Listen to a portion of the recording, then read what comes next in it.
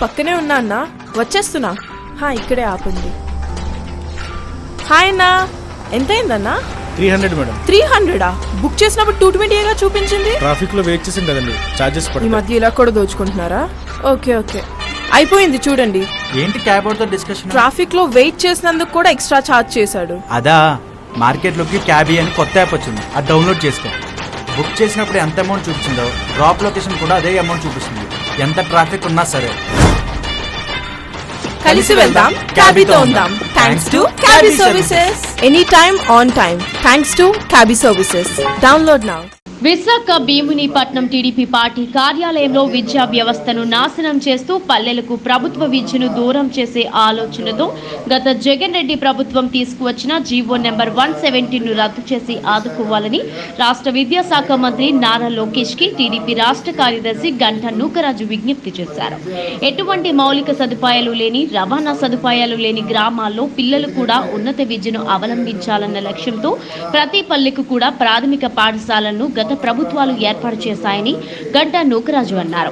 5 ఏళ్లలోపు పిల్లలు ప్రాథమిక పాఠశాలలో ఉంటారు కాబట్టి వారి సౌకర్యార్థం ఇటువంటి సౌలభ్యం కల్పించారని చెప్పారు. ఎన్నో ప్రభుత్వాలు మారాయని, ఎవరూ కూడా ఈ పాఠశాలల జోలికి పోలేదని అన్నారు.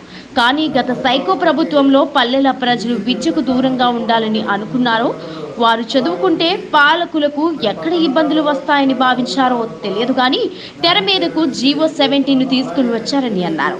దీని కారణంగా పాఠశాలలో పిల్లలు తక్కువగా ఉన్నారన్న కారణంతో 3, 4, 5 తరగతులను ఉన్నత పాఠశాలలో విలీనం చేశారని అన్నారు. దీని కారణంగా దూరంగా ఉండే ఉన్నత పాఠశాలలకు పిల్లలు వెళ్లవలసి వస్తుందని, ఇబ్బందులు ఉన్నాయని తల్లిదండ్రులు, విద్యా సంఘాలు ఎంత మొత్తుకున్నా జగన్ రెడ్డి సర్కార్ పెడచెవిన పెట్టిందని చెప్పారు.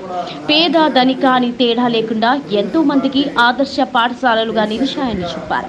ఇప్పుడు కొన్ని వేల మంది పిల్లల భవిష్యత్తు అంధకారంలో పడిందని చెప్పారు. దయచేసి ఈ ప్రజా కూటమి ప్రభుత్వంలో పల్లె ప్రజలకు మరియు ఎయిడెడ్ పాఠశాలలో చదువుకున్న పిల్లలకు మంచి జరిగే విధంగా ఆలోచన చేసి గత ప్రభుత్వం తీసుకువచ్చిన జీవో నెంబర్ 170ను రద్దు చేసి అండగా ఉండాలని మానవ వనరుల శాఖ మంత్రి నారా లోకేష్ బాబుకి గంటా నూకరాజు విజ్ఞప్తి చేశారు. తెలుగుదేశం పార్టీ జాతీయ ప్రధాన కార్యదర్శి నూతనంగా మంత్రివర్గంలో